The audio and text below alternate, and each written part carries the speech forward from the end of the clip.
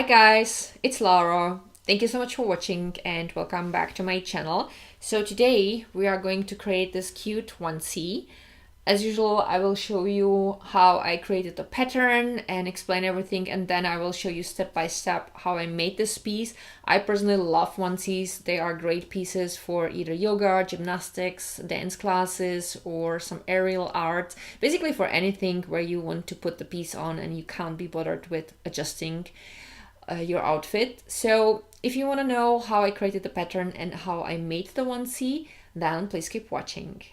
Let's have a look at my sketch of the onesie and at how I created the pattern. So now here we have obviously the onesie where the top part is made of a fabric with a print.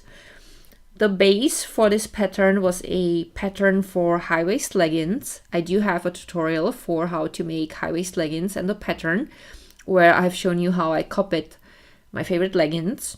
So I will link the video down below, and that's exactly the pattern that I took. Now they go towards my waist and I needed them to be a little bit higher so that they would meet the crop top. So I measured the distance from my waist towards the place where I wanted the crop top to end, and I added that much on the top of my leggings. So this is the front part for the leggings and the back part, so I obviously added a rectangle on each part, and that was this measurement. And obviously I added also about 1/2 inch for a seam allowance. And then for the top part, if you want to have a onesie without sleeves, you can obviously copy a tank top pattern and also measure it below your boobs where you want it to go so that it would meet the leggings with the extension. Or you can copy a shirt pattern because the armholes are different on a tank top than on a shirt, and you will have the thing that I made. So the way I have solved the top is basically exactly the same way I have done it last week on my ballet leotard, so I will link that video also down below. And when I was done with adjusting these patterns, I came up with the pattern for the front leggings part and back part. Then I made a strip of fabric, which was for the edging around my neck.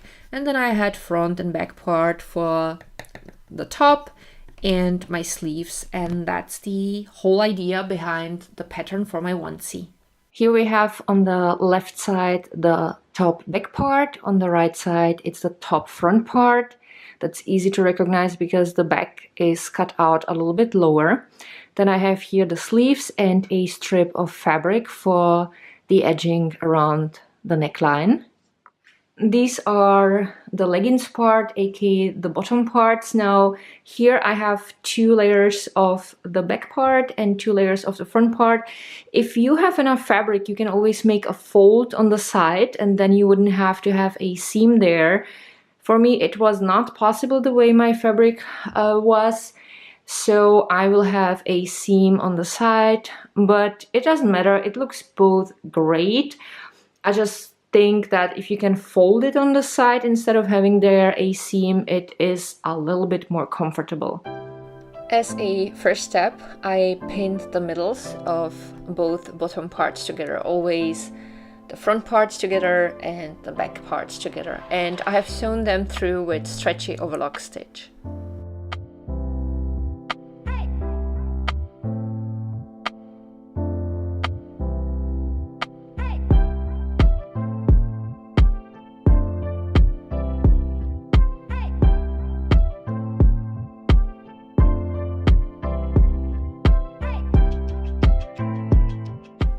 Here is what it looked like.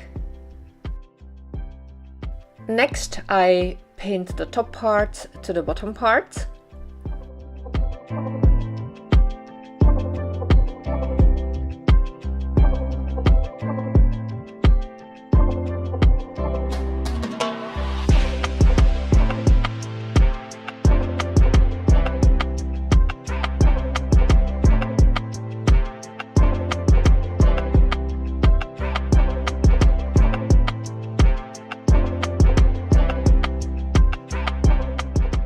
I have sewn them on with stretchy overlock stitch.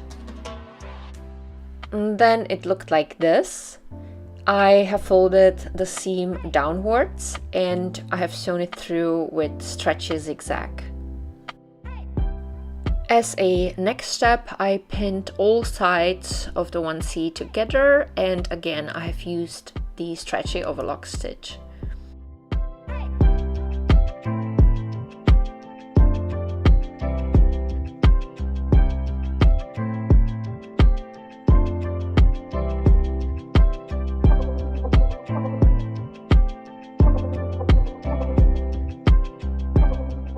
Once I have sewn all sides together, it looked like this.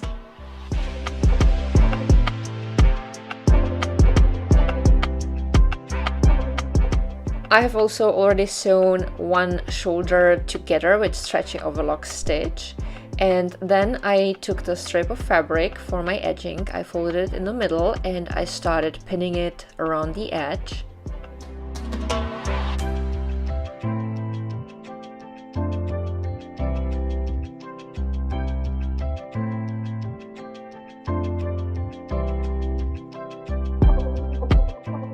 Here is what it looked like.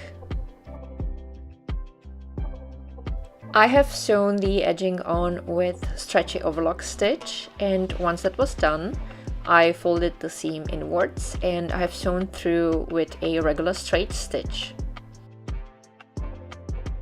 I also finished the other shoulder. I have sewn it through with stretchy overlock stitch, and then I have folded the seam to one side and I have sewn through next to the neckline with a regular straight stitch.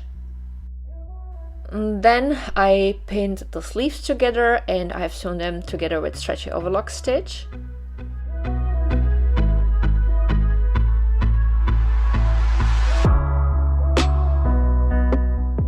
Here is what the sleeves looked like when they were pinned together. As a next step, I pinned the sleeves into the armholes and I have sewn them on with stretchy overlock stitch.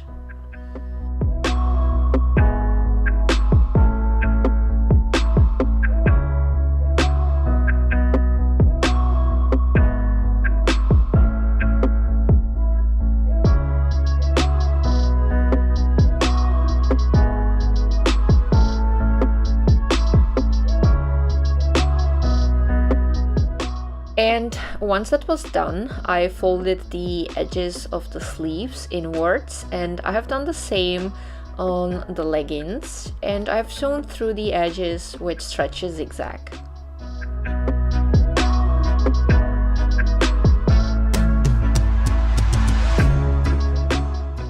And then my onesie was done, and here is what the top part looked like.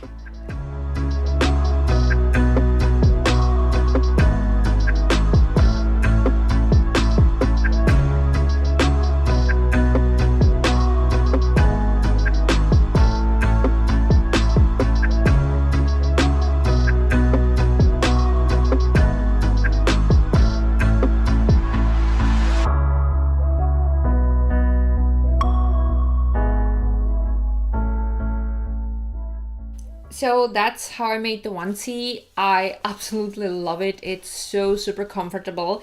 I have to admit, this is actually not for me. This is for my friend Lena. But I love it so much, I'm gonna make myself also one of these. I think I'm gonna make it in black jersey, and the top is definitely gonna have sugar skulls on it because I still have the sugar skull pattern that I have used for my cold shoulder dress and for my bodysuit. If you missed the videos, I will link them down below. I think that's gonna look great, and I just love sugar skulls.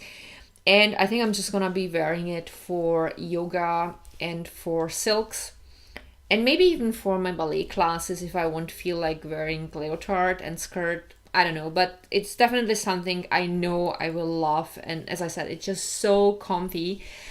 And that's pretty much it for today. If you have any questions, as usual, you can write them down below in the comments. And thank you so much for watching. I will link down below several playlists and videos that I think might be helpful for you, and also the videos that I mentioned today, and all of my Instagram accounts. I link down below also my vlogging channel. You can also visit me there. And again, thank you so much for watching. I love you guys so much, and I'm looking forward to seeing you with my next video. Bye!